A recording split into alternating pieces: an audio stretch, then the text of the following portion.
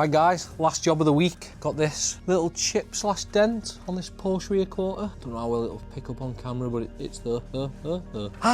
Let's get it done, finish the week. First things first, let's peel this useless piece of PPF off.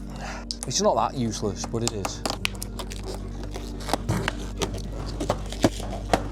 Could probably been better warming that up, wouldn't I? He shoots, he scores. I'm not actually that concerned about the glue left behind because this will just melt it straight off like a tar and glue remover. Wet it up, leave it for a few seconds and it'll just scrape straight off. See, dirty, sticky mess. To be honest, it doesn't usually leave this much glue behind, but I think it's because I've only just pulled the car in, it's cold. Imagine de-wrapping a full car. That'd be hell, wouldn't it? Ugh.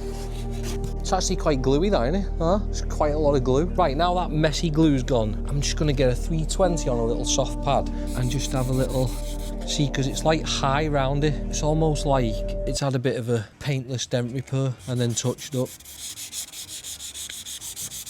It's blocking straight though, it's going. Straight down to the metal, it's even tarnished the metal slightly. Well, it's not dented, so that's good news, isn't it? I'm just gonna get the sander out, forget the block. We'll put some masking tape round the adjacent trims for the people who shout at me on Instagram. You can't sand that down, what happens if you catch the trim? I'm gonna use a 500 grit on a soft interface, and I'm only doing round the repair really. Might help if that was switched on as well, mightn't it? No, I have no power.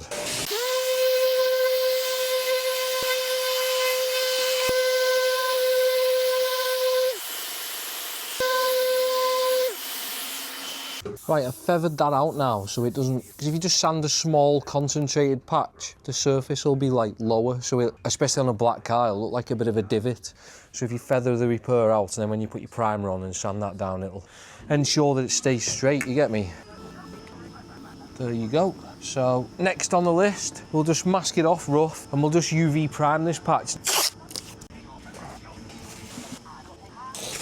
Now, I've found a problem here. See this? That is the heat from the engine. I'm just gonna fill it up like a bloody hot air balloon, innit?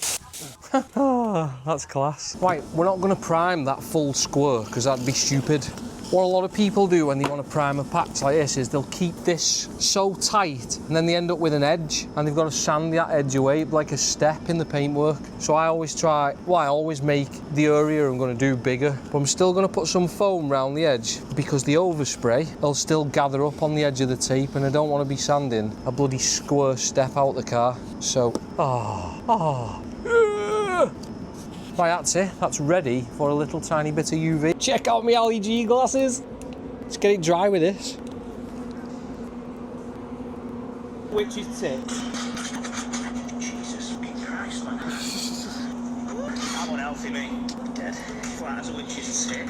Oh, no, it is dead. What are you showing us, Dan? TikTok, bro.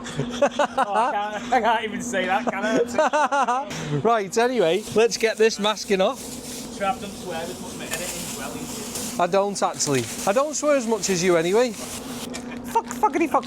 We'll sand this little patch now and we'll prep the rest of the quarter and then it's pretty much where it needs to be. It's going to take a lot of prep and a lot of nice masking. But I'm going to paint the M3 bumpers before I carry on with this. So, peace out.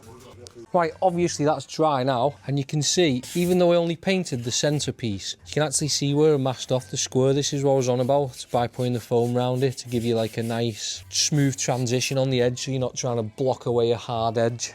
So we're going to use a 500, but first, we're going to get some guide coat. Let's make that blacker. And just tickle it off. There's not really any damage on it, so it's not that big of a deal, but you're always better with it straight, aren't you, than not. Now I'll just put an 800 on my little DA, on my electric sander, and 800 all round it, and then it's pretty much ready for paint. So the disc we're going to use is a spongy one, helps to take up the contours of the panel. Butter smooth that now. I'm going to do the rest of the panel, but I'm not going to bore you with that because, well, it's pretty boring, isn't it? Let's be honest. Right, so we've done the bulk of the panel now with the sander, and I'm going to use one of these, a little sponge from Q1, super fine it is. So that's like, it's graded 600 to 1000. I don't know how that works, but it works. And we'll just get all the edges now. Make sure the paint's got a nice edge to stick to. Don't want them jet wash flaking paint jobs, do we? What I like about these is, see the material? It's on this little, see if you can pull it off. That is so thin. When you run the edge up against the bumper edge here, it sort of tucks itself in and it gets that little gap in between the bumper and the quarter panel, which is quite cool. She's in the booth, so we'll get it cleaned down and we'll mask it off. Right, so we've blew that down now and we're gonna put some solvent-based degreaser over it all and give it a bloody good wipe down with a fresh cloth. There you go, nice and clean. Sweet that. We'll get our Q1 T-foam now and we're gonna put that along the inside of this shut, and that'll ensure we've got no overspray going through the gap, and it'll give us a nice transition line on this edge, which is what we want. This deck lid's a pain in the arse, so it's like in the way, isn't it? Sweet. There you go. And then we push the magic button. There you go. That's sealed off now, down there. Now the deck lid's closed, we can just proceed to tape this bit off. Some people don't like masking, I love it. It's therapeutic. Last thing for the foam treatment, door aperture. It's a long door aperture, this as well. It's most of the bloody car. Fully masked, fully wiped down, clean. So the next thing is we'll use the anti-stack gun, stack gun it off, put some paint on it, lacquer it, bake it. What we're going to do with this is we're going to try and keep it dead tight so it stays away from the adjacent panel. Right, because we're on a tight little wispy blend, this is a tack cloth. It's got like it's almost like a waxy coating on it.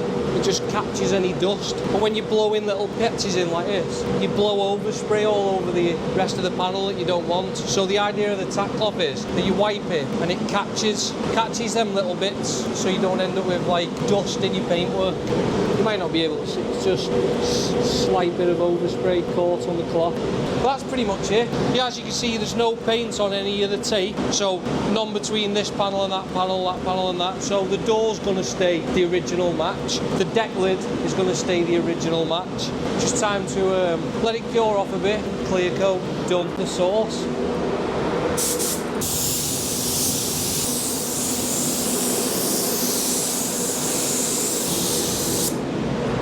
Time for the second layer.